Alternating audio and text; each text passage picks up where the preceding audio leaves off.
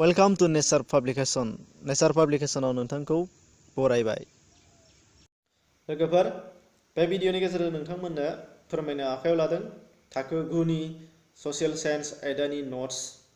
बेनिखायनो नोंथांमोना गोबाव खालामाजासे बे नट्सफोरखौ नायनानै लानानै नोंथांमोननि लोगोफोर एबा नोंथांमोननि न'खरनि सोरबाफोर थाखो 9 फरायनाय दंबा बिथांमोननो बे भिडिअनि सोमोन्दै फोरमायनानै होनो हागोन आरो नट्सफोरखौ लिरख'नानै लानो हानाय जागोन। बेनिखायनो भिडिअखौ नोंथांमोनहा